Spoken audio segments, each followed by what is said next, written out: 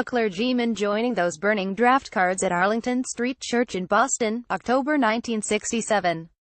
Joe Runseth, Boston Globe, via Getty Images on Monday, October 16, 1967, Americans gathered by the thousands in cities and on campuses all over the country for the first stop the draft week. On the steps of federal buildings, city halls and university buildings, hundreds of young men protested the Vietnam War by turning in their draft cards, a national act of civil disobedience. In Boston, draft resistors assembled in the historic Arlington Street Church and turned in their cards in what seemed like a sacramental rite. They moved solemnly up the aisle, some in tears, and deposited their draft cards in offering plates. Others burned their cards in the flame of a candle held by a candlestick once owned by the abolitionist preacher William Ellery Channing. Reflecting on the moment when he turned in his draft card, James S. Derrick, a seminarian in Boston, said, "It's hard to confront one's government during wartime. We know how to pay our taxes, but we don't know how to oppose our government in a way that's responsible and that will be listened to." In the national memory of the Vietnam War, anyone who violated draft laws is typically seen as selfish, cowardly and unpatriotic.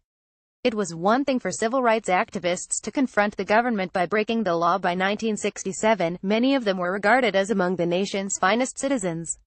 But if a citizen defied the draft laws to take a similar stand, few saw it as the resistors did as a desperate appeal to the nation's highest ideals.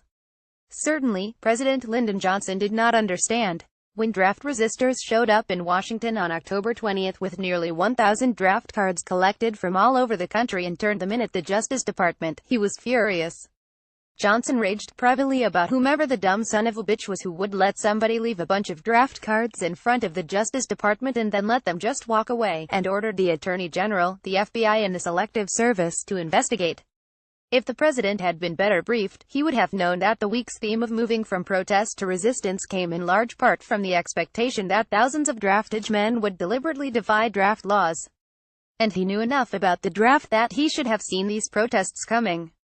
By 1967, it made sense for protesters to target the Selective Service system. Nearly everyone agreed that the draft did not operate fairly. Since the 1950s, the government faced a fundamental problem administering a peacetime system of conscription. The baby boom produced too many draftage men. Even during the Vietnam War, the military enlisted or drafted fewer than 11 million draftage men out of a pool of nearly 27 million.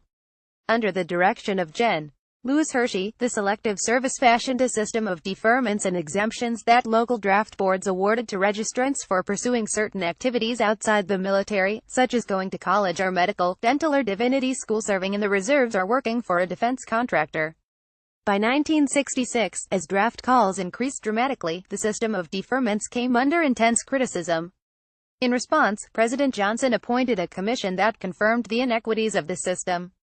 In effect, the draft turned the Vietnam War into a working-class war, as the historian Christian Nappy has labeled it, with disproportionate numbers of the poor and working class sent to Vietnam while everyone else seemed to go off to college. Meanwhile, revelations from a 1965 Selective Service training kit exposed the draft not only as unfair, but as a vast social engineering project.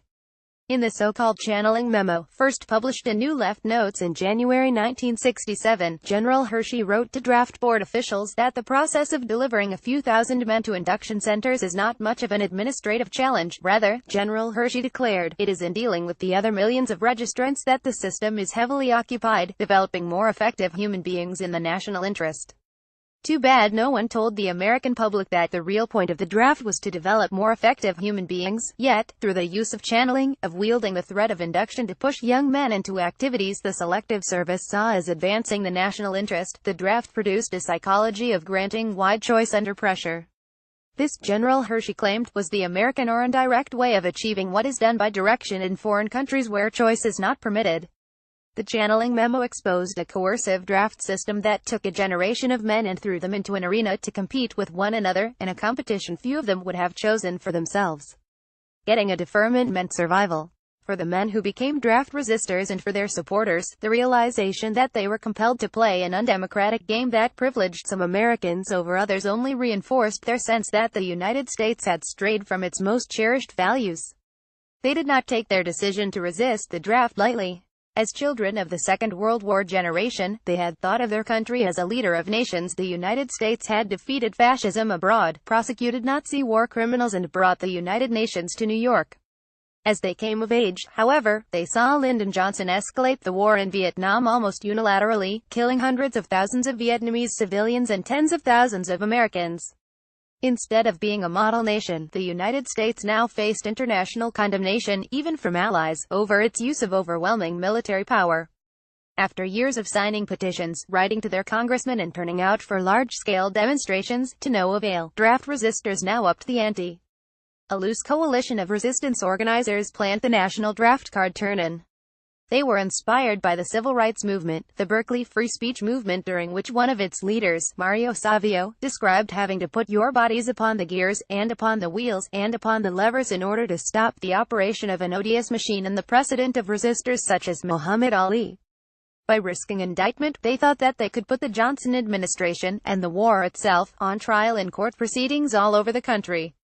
Tens of thousands of Americans supported draft resistors by signing their names to complicity statements.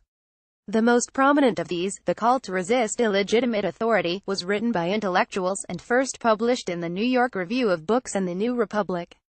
The call emphasized documented incidents of American war crimes in Vietnam, and called on Americans to support draft resistors, whom signers saw as courageous and justified. Few were radicals.